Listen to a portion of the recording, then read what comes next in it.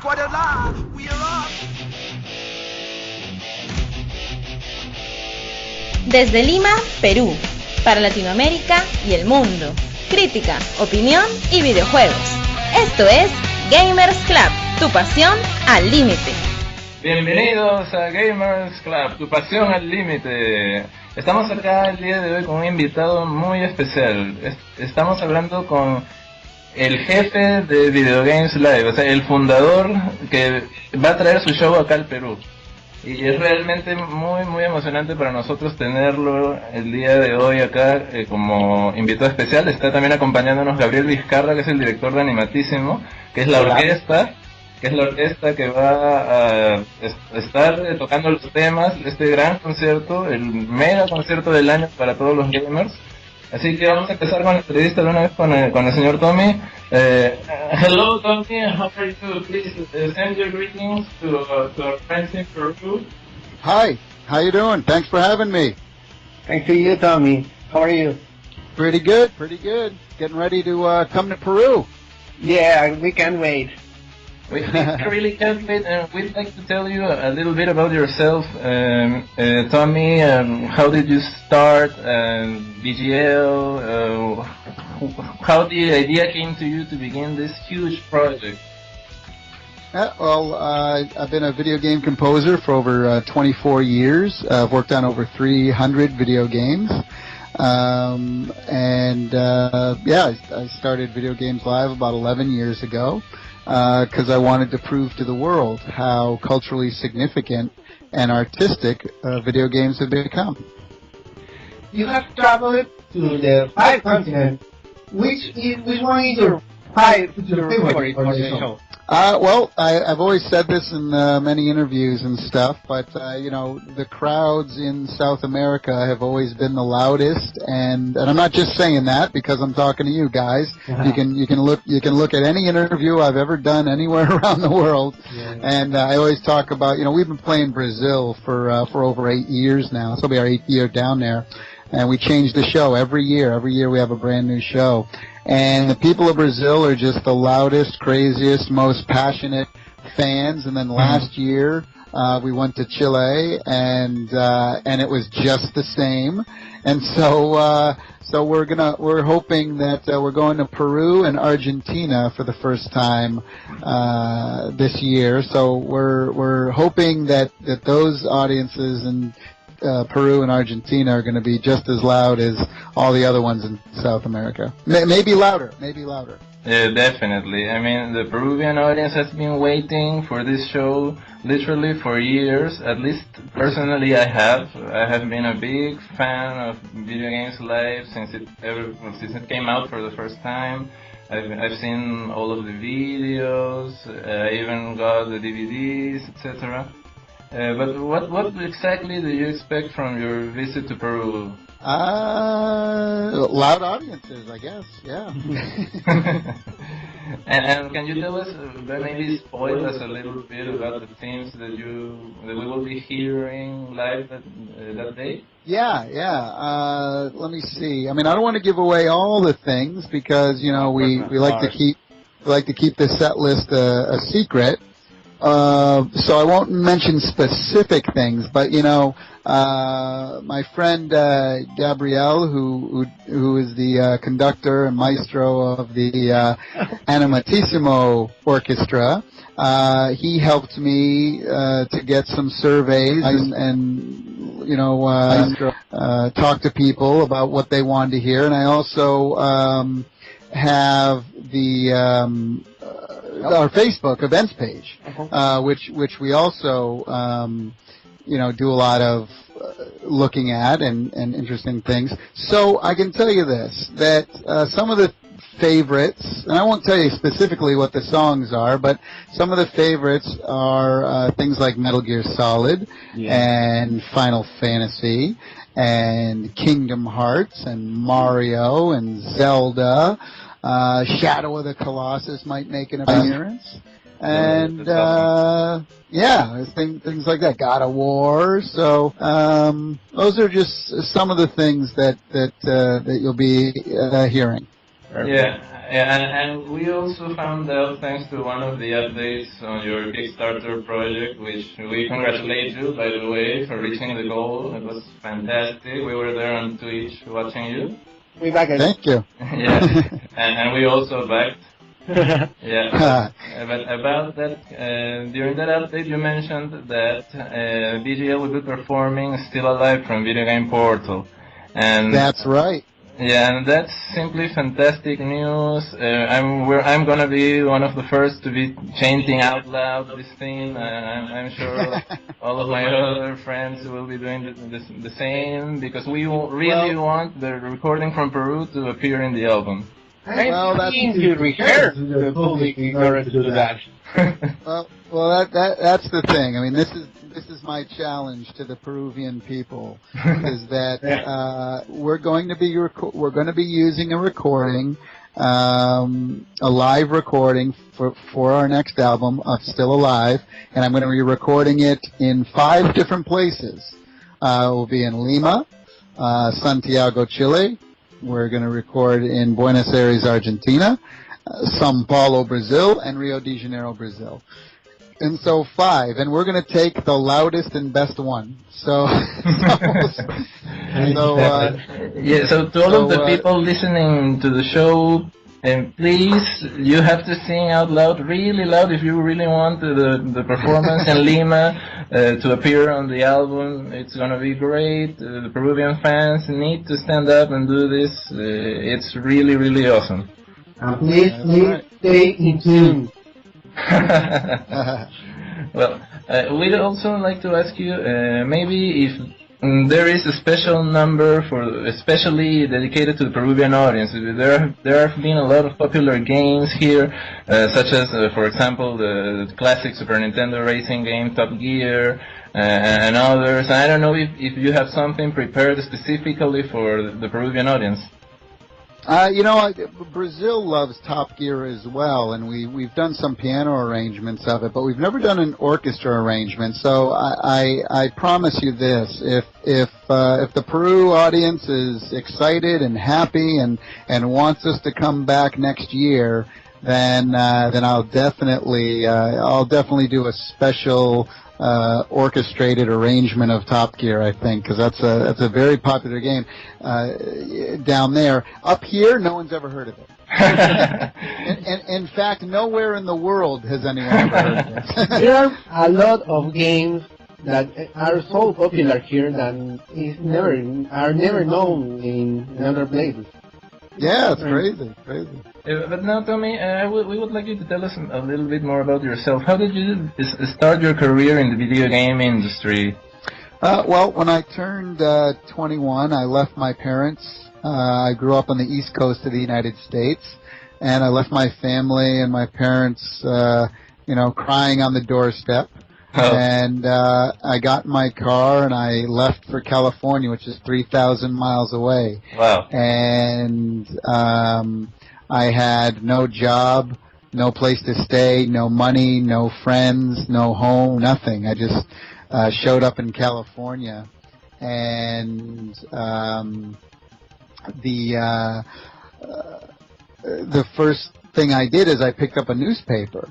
And I saw a job for selling keyboards at a guitar place, and so I got the job there. And the very first day I showed up at the job, and I was wearing a video game T-shirt for a video game system called the TurboGrafx 16, which was just coming out. This is 1989, and the very first person who walked in, first customer I waited on that first day, was a producer at Virgin Games, which was Richard Branson's big Virgin company, Virgin Airlines, Virgin Records, and they're starting a video game division right down the street.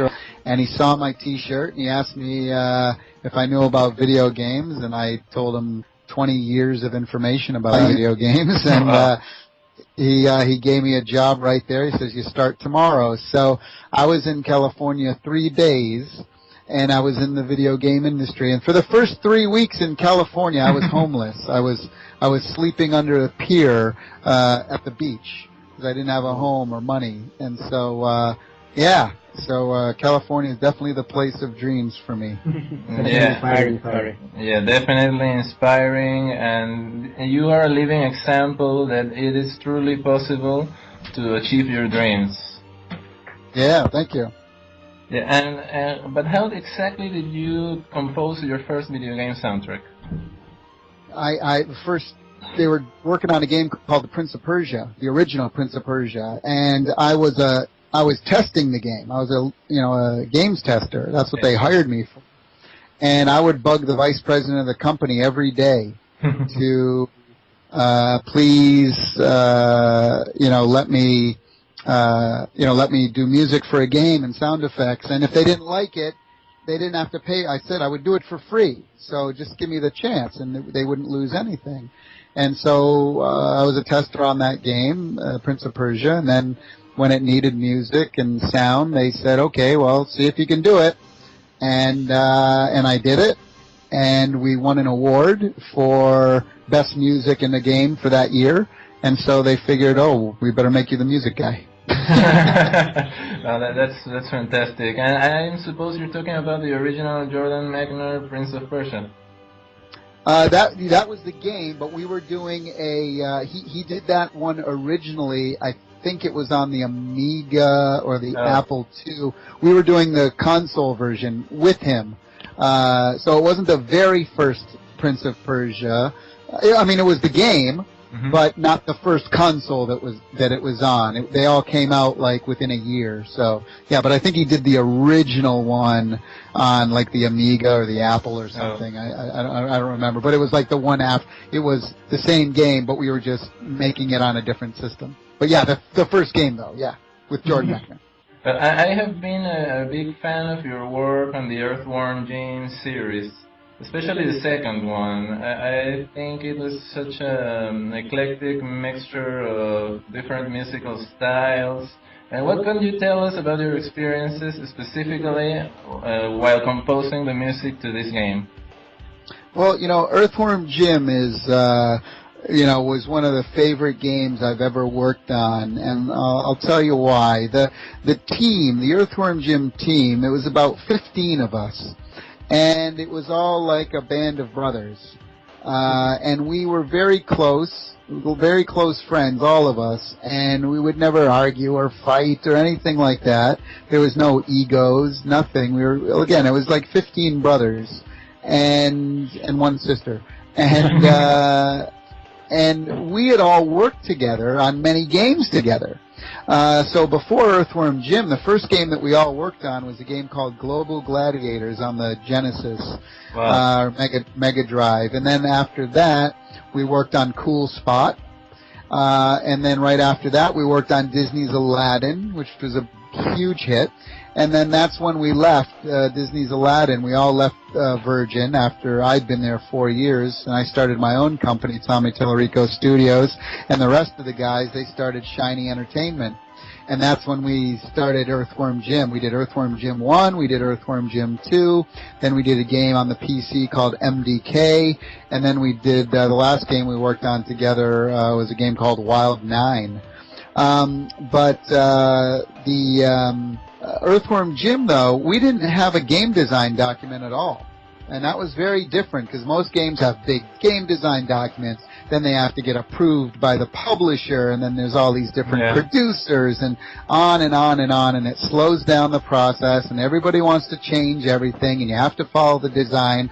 Well, for Earthworm Jim, we didn't have a design. It was just 15 of us in a room trying to make each other laugh all day long, and that's what and none of the stuff made sense, and none of it didn't have to, and that was the beauty of it. And we didn't have a game publisher telling us what to do. We were just making the game for ourselves and having it try to be funny.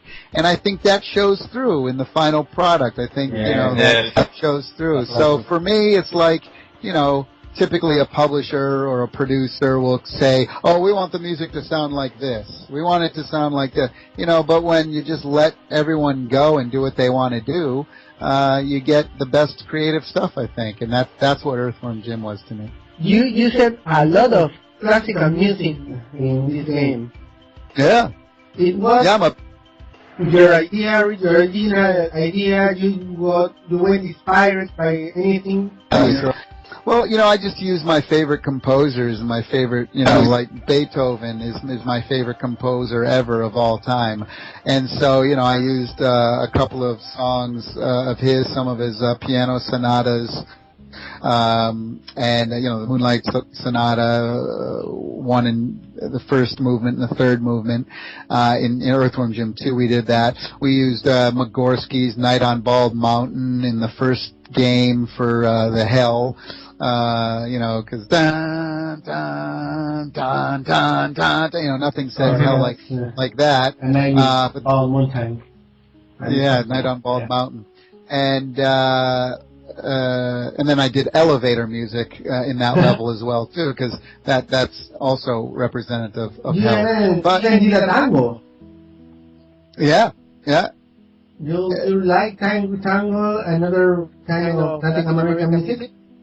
Yeah, absolutely, for sure. I mean, there's so many styles. Tango, and there was, accordion polka music. There was big band music. There was Dixieland. So Jim is just kind of eclectic, weird guy, and he's the type of guy who would listen to banjo music on one track and classical music on the other, and rock and roll after that. So we wanted.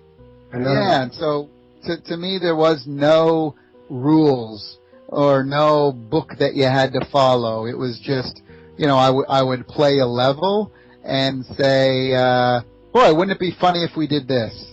Oh, he's on a ship and he's riding through an asteroid field. Let's play banjo music. Yeah. I can listen to a marinera, a Peruvian marinera, and the next game you work. Would be awesome.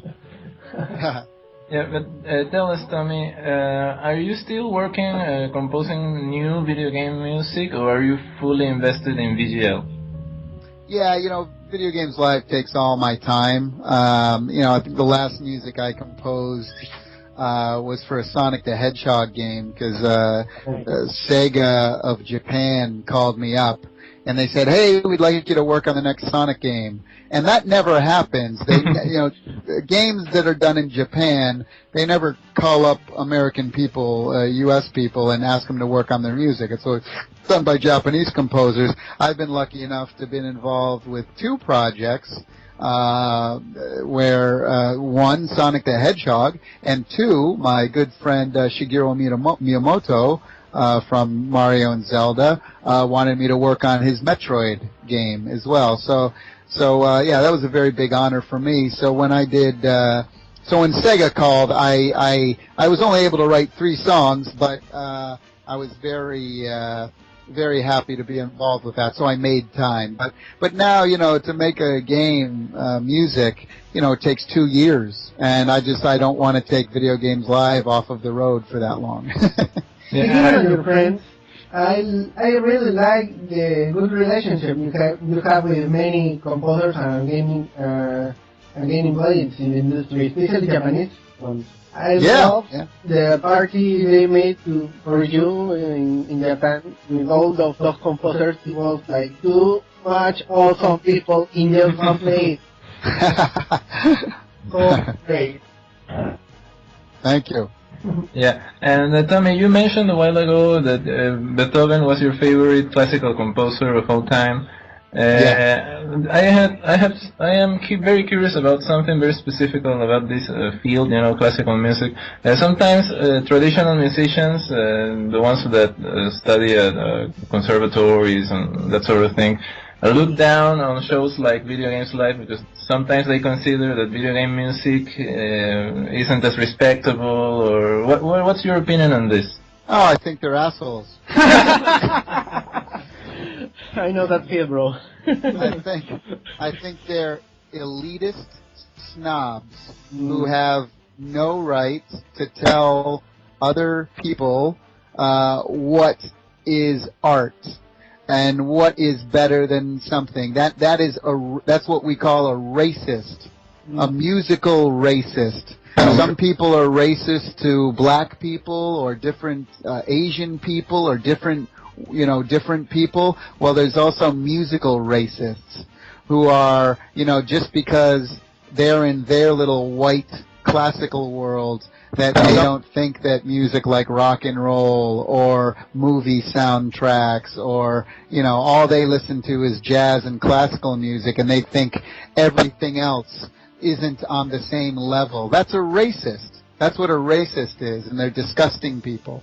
So they're just uneducated, snobby elitists, and they have no right to tell anyone else what is art and what's not. Okay. And, you can find beauty in the most simplest of poems, and you can find beauty in the works of Shakespeare. You can find beauty in the music of Beethoven, and you can find beauty in the simplistic melody of Mario Brothers. Art is about moving people. It's about emotion. And I can tell you that during Video Games Live, many young people are crying. Tears in their eyes coming down their cheeks. And this is 25, 35-year-old men who are crying like babies when games, yes, when games like Metal Gear and Zelda and Mario come up, because it moves them. The music makes them think about when they were kids. It makes them, and this music has inspired millions of people, and moved emotionally millions of people. And those same 30-year-old men, when they go to a classical concert or a jazz concert, they might not be moved to tears. And that's not to say that music isn't great. It is. But to say that somebody else's music isn't as good as yours just because it wasn't written 300 years ago is a bunch of crap. In fact, I go one further, and I say, personally, for me personally, I despise, I hate Baroque music. I do not like the music of Bach. I think it's a bunch of silly, this was music that was written to be played in courtyards of kings. There's nothing more snobby than that. It's chromatic horseshit. Now that's my opinion. Of course. But I can respect Bach, and I can respect people who like that kind of music, and I would never say to somebody, oh, the music of Bach or Baroque music isn't on the same level as video game music. Even if I don't like that kind of music, I still give the composer and give the people who listen to it respect, because I can understand that everyone has different tastes, right?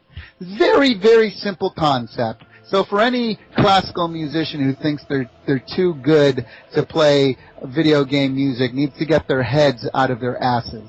Exactly. I have to fight a lot with that thinking while making Animatissimo, and I personally presenced the change of mind of many of them. I had a friend who didn't want to play with me in Animatissimo at all, and then I really needed that. I only need Kazuto Takin, so I told him, please play with me just this time. And the first rehearsal, he was in love with the music, and he told me he started to like it and was happy playing with that. So exactly, and that's good. You gotta spread the word, exactly, and that's what Video Games Live does too. It's like people listen to this music, and orchestra people play this music, and they have a newfound respect and love and appreciation for the whole video game industry. How different is, speaking of interactive art, how different is video game music from music coming from movies? It's very different. Music for movies is background music. It's music, because movies are about story and dialogue and talking. So there's always a lot of, talking and dialogue and things like that. And so it's background music, and also movies are called post-production. The music, because it's linear media, and so you can't, a composer can't start writing the music until the scene is done.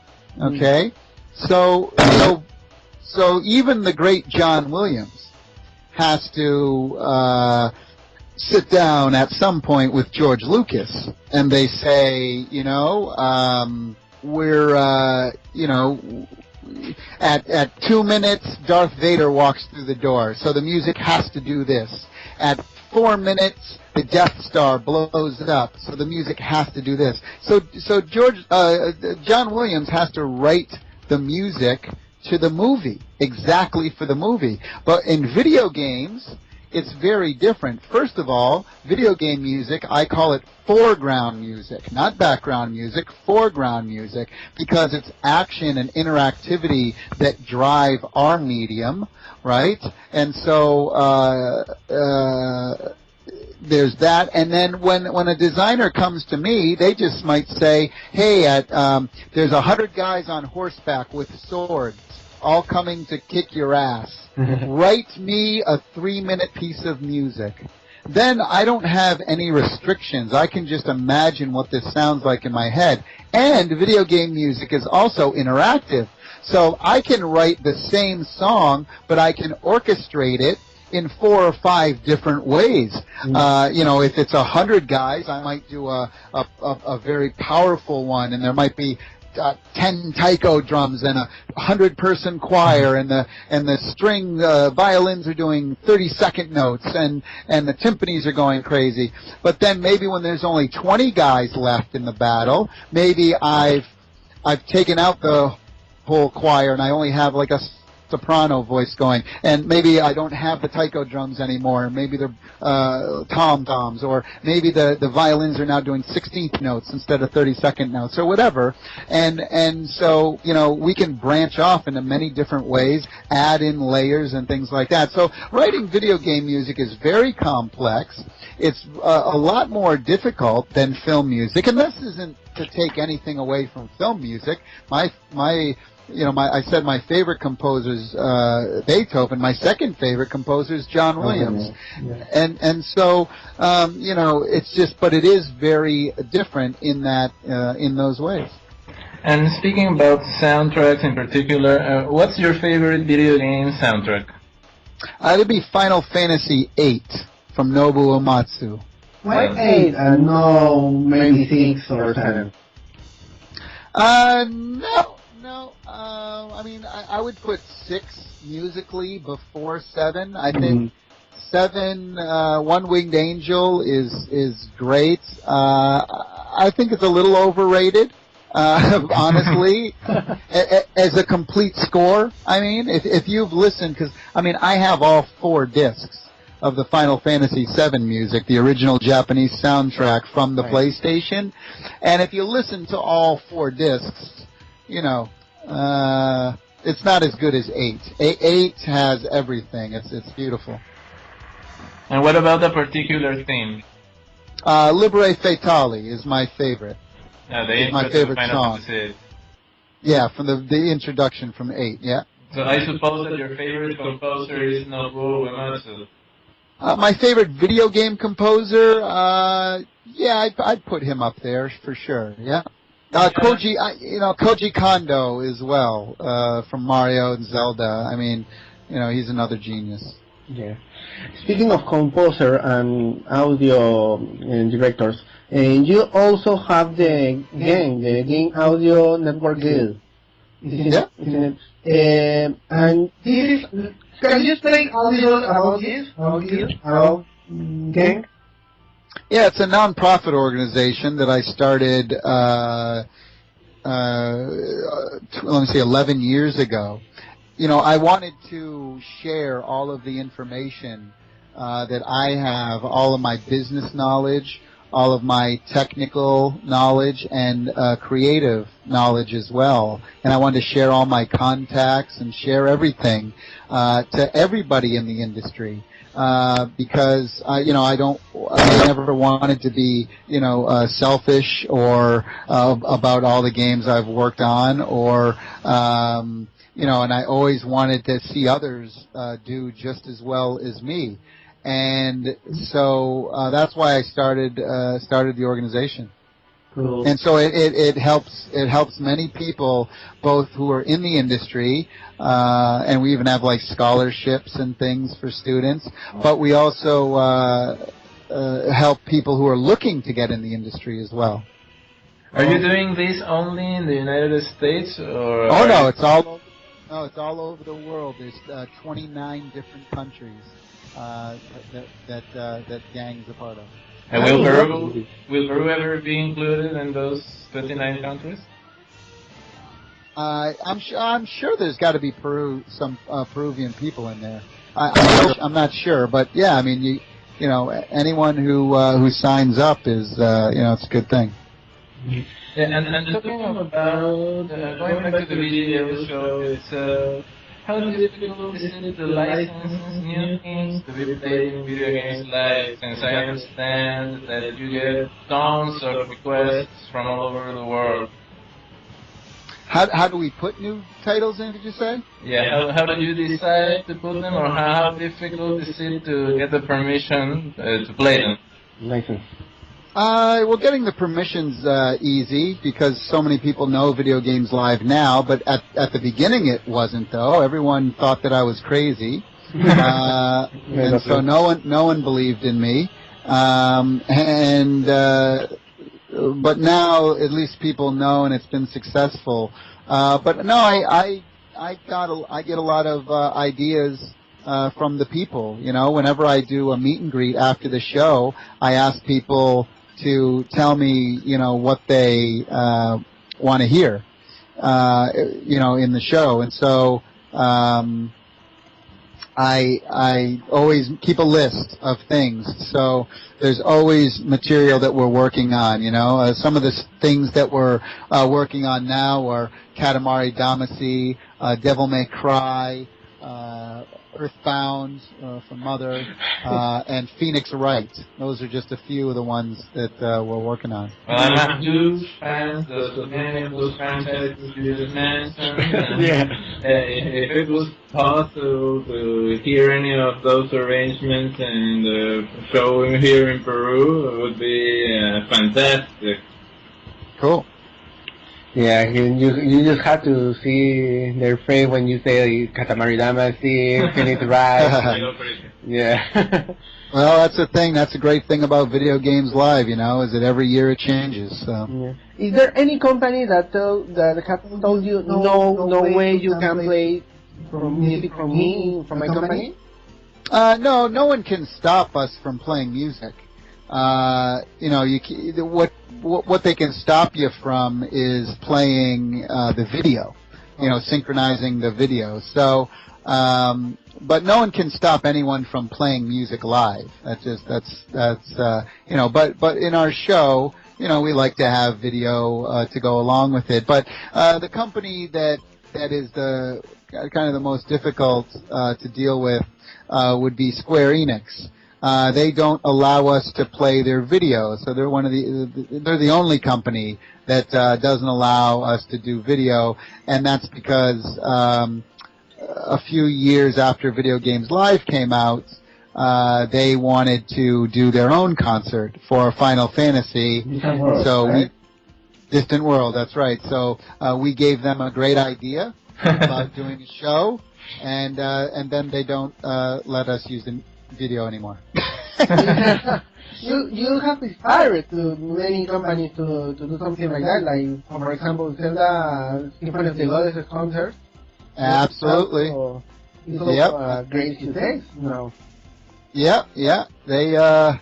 I mean, and that's the highest form of flattery for me is when someone takes an idea that because again, everybody thought I was crazy, but now I'm not so crazy anymore because everybody's doing it. Well, I'm guilty of that.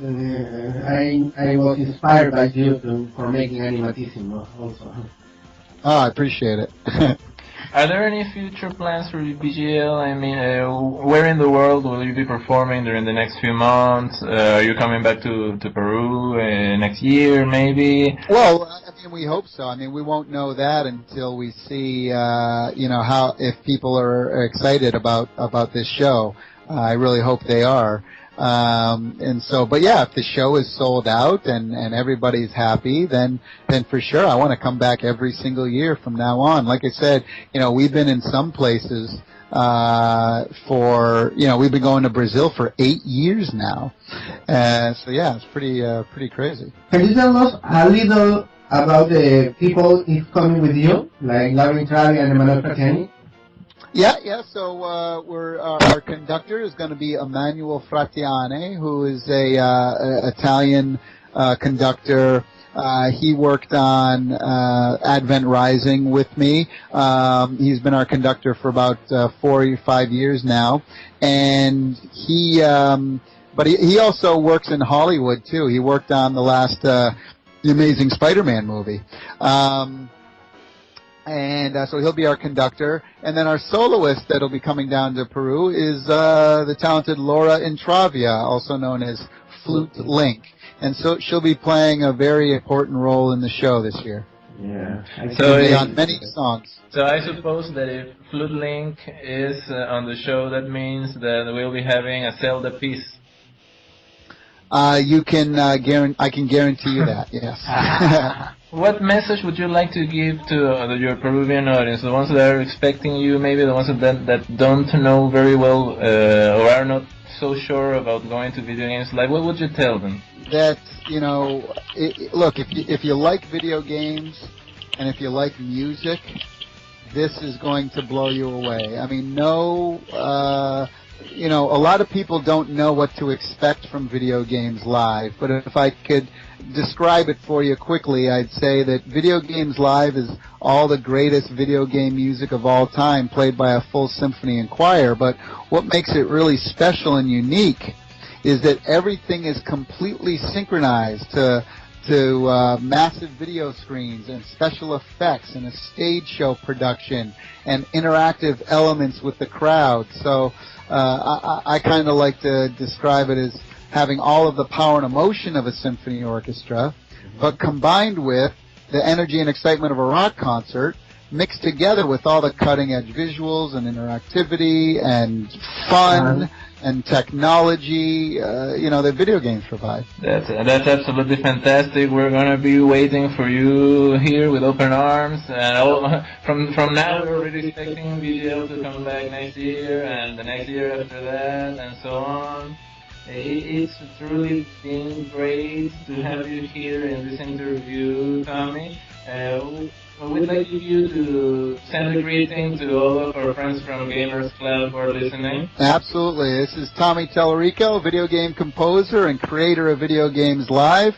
And I wish everyone in Peru to come to the Video Games Live show and to make new friends. And I look forward to seeing you all very soon. Thanks a lot, Tommy.